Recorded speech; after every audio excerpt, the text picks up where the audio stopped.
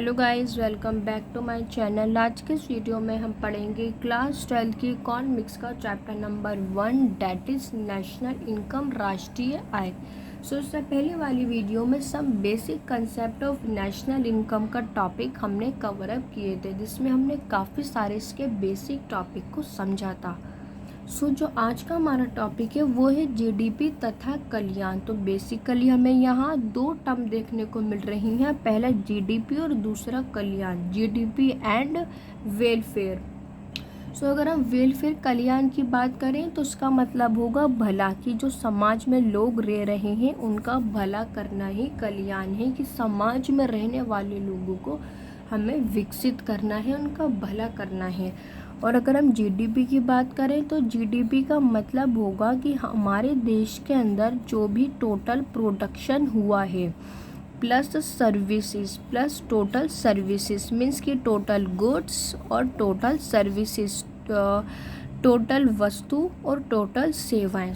इन सब की जो मार्केट वैल्यू होगी, इन सब की जो मार्केट वैल्यू होती है उसे ही हम जीडीपी कहते हैं। Total number of goods, mean कि टोटल वस्तुओं का प्रोडक्शन कितना हुआ है सुई से लेकर के जहाज तक, और इसके अलावा जितने भी सेवाएं सर्विसेज हो गई, इन सब की मार्केट वैल्यू को कहा जाता है जीडीपी। आई होप आप लोगों को बहुत अच्छे से समझ में आया होगा कि जीडीपी होता क्या है।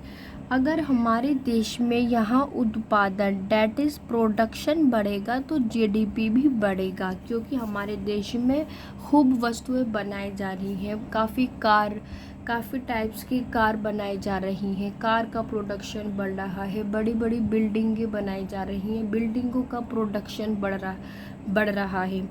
तो कहीं ना कहीं जीडीपी भी बढ़ेगा, क्योंकि हमारा प्रोडक्शन, देश का उत्पादन, जो सामान बन रहा है वो बढ़ रहा है, तो जीडीपी भी बढ़ेगा। तो जब जीडीपी बढ़ेगा तो देश के लोगों का कल्याण भी ज़्यादा होगा। बट अब ऐसा नहीं है कि हर बार जब भी प्रोडक्शन बढ़ेगा, जीडीपी बढ़ेगा तो देश के लोगों का कल्याण होगा। बेसिकली इसमें होता क्या है, अब यहाँ पे कार का प्रोडक्शन बढ़ रहा है, काफ़ी सारे कार के प्रोडक्शन की जो संख्या होती है उसमें वृद्धि देखने को मिली, तो उससे जीडीपी में वृद्धि हुई। बेसिकली जीडीपी का मतलब क्या है कि हमें अपने सामान में जो भी हम सामान बना रहे हैं हमें उसमें वृद्धि करनी है, हमें और सामान बनाना है। लेकिन क्या एक गरीब व्यक्ति अब कार को खरीद पाएगा? नो। तो इसका आंसर होगा नहीं। तो बेसिकली यहाँ होगा क्या कि अब सामान तो ज़्यादा बन रहा है, हमारे देश में एक्स्ट्रा सामान भी है, लेकिन उस एक्स्ट्रा सामान को जो यूज़ कर रहा है वो रिच पर्सन है, अमीर लोग हैं, ना कि गरीब लोग। अब एक गरीब व्यक्ति कार को या बड़ी बड़ी बिल्डिंग्स को या बड़े बड़े फार्म हाउस को, बड़े बड़े बंगलों को नहीं खरीद पाएगा। बेसिकली यहाँ प्रोडक्शन तो बढ़ रहा है तो जीडीपी बढ़ रहा है, क्योंकि जीडीपी का मतलब ही सामान को ज़्यादा से ज़्यादा बनाना होगा। लेकिन ये कहना ठीक नहीं होगा कि समाज में रह रहे लोगों का कल्याण हो।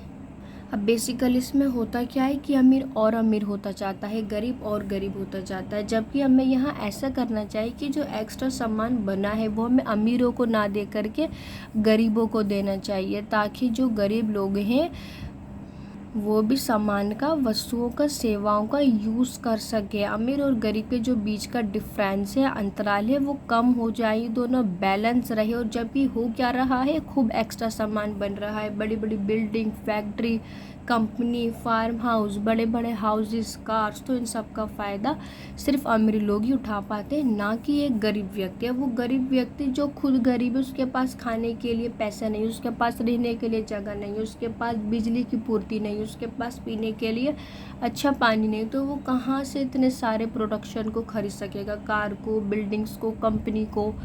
बेसिकली यहाँ पर ये कहना ठीक नहीं होता कि कल्याण हो रहा है।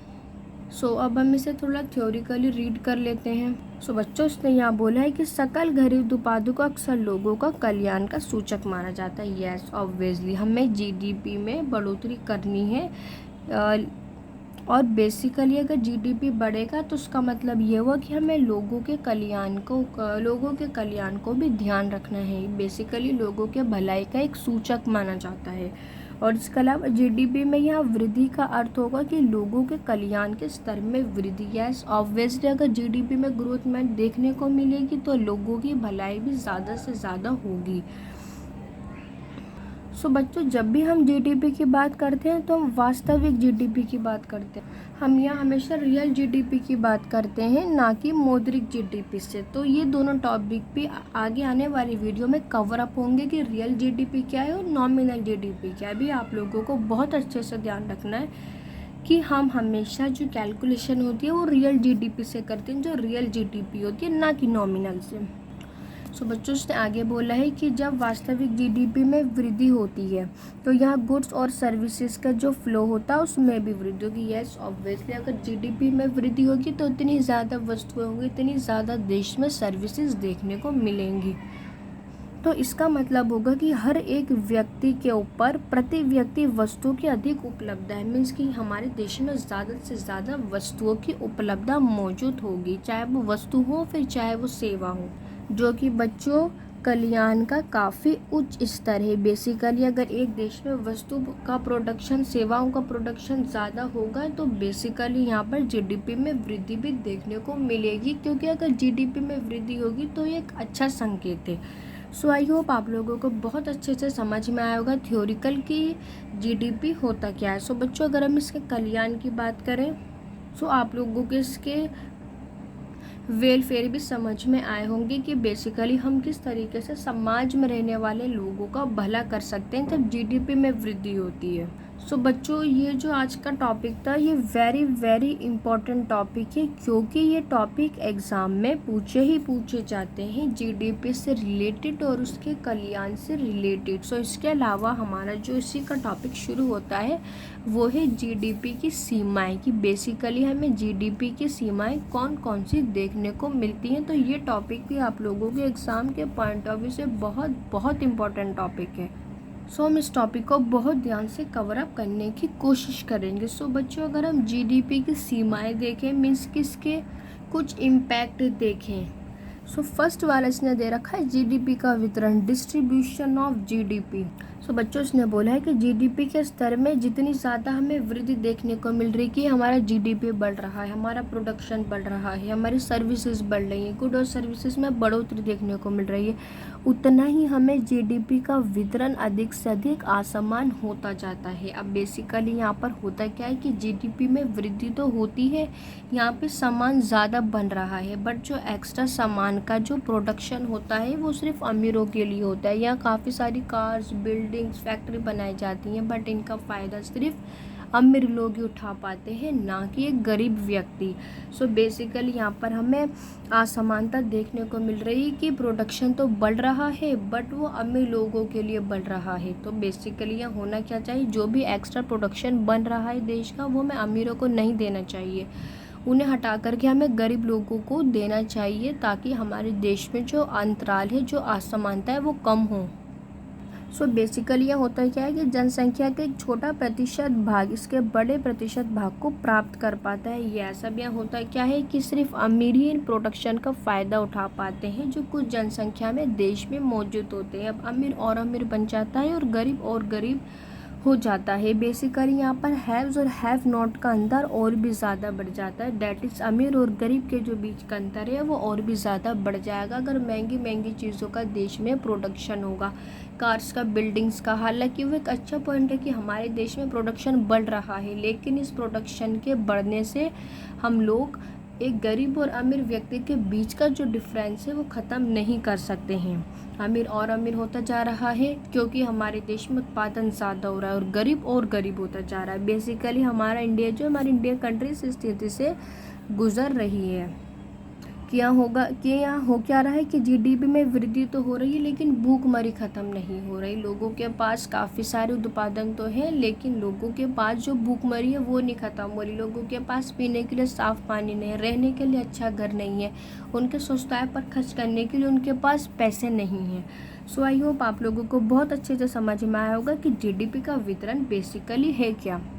सो बच्चों अगर हम इसका सेकंड पॉइंट की बात करें तो वो है consumption of GDP. So basically अगर अब यहाँ होगा क्या कि अगर कंज्यूमर गुड्स बन रही हैं देश के अंदर, उपभोक्ता वस्तुएं बन रही हैं, तो वो अच्छा है क्योंकि उसमें हर एक व्यक्ति चीज़ों का उपभोग कर पाएगा। लेकिन क्या सिर्फ जीडीपी इस वजह से बढ़े कि हमारे देश के अंदर आर्म्स प्रोडक्शन बन रहा है? या आर्म्स प्रोडक्शन क्या है बच्चों? ये होता है जो हथियार होते हैं।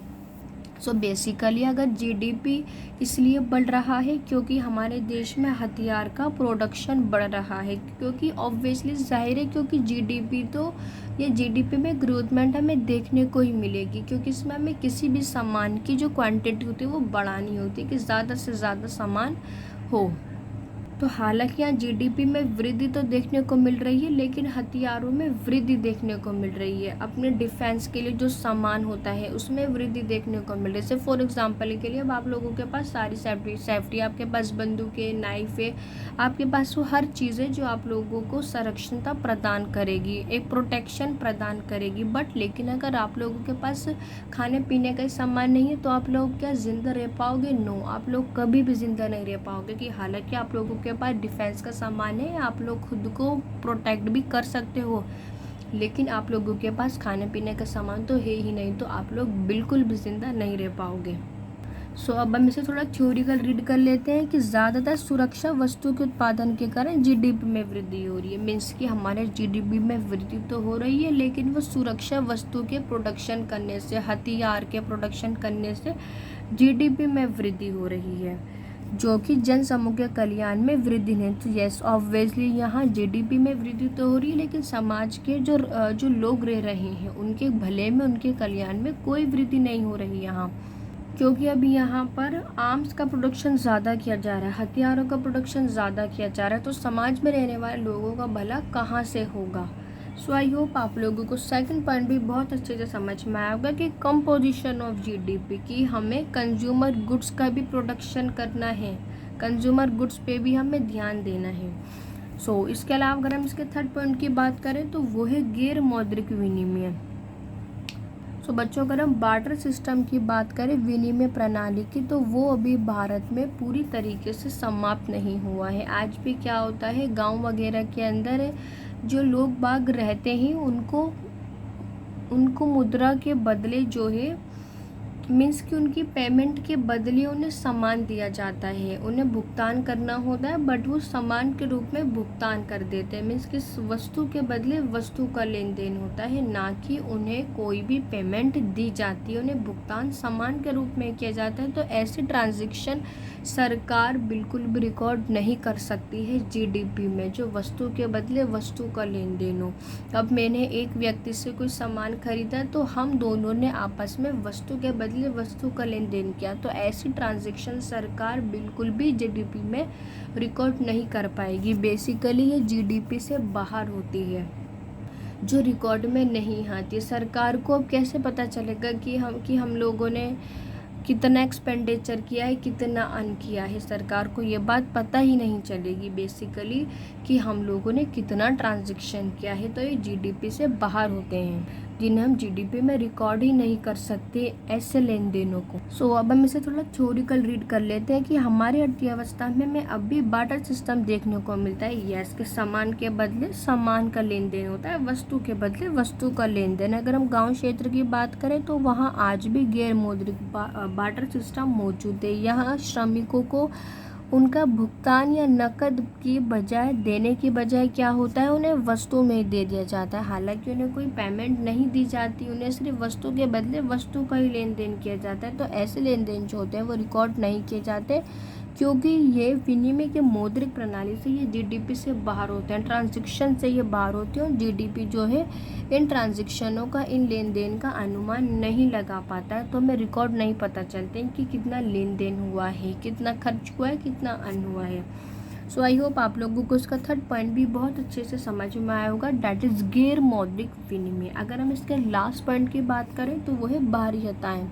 सो बच्चों में भारीयताओं के दो प्रभाव देखने को मिलते हैं, एक पॉजिटिव भारीयता है, एक नेगेटिव भारीयता है। अब ये पॉजिटिव इम्पैक्ट हमें किस तरीके से देखने को मिलेगा कि फॉर एग्जांपल के लिए मैंने जो है एक प्लांट लगाया, मैंने काफ़ी सारे ट्रीज और प्लांट लगाया, मैंने एक गार्डन लगाया।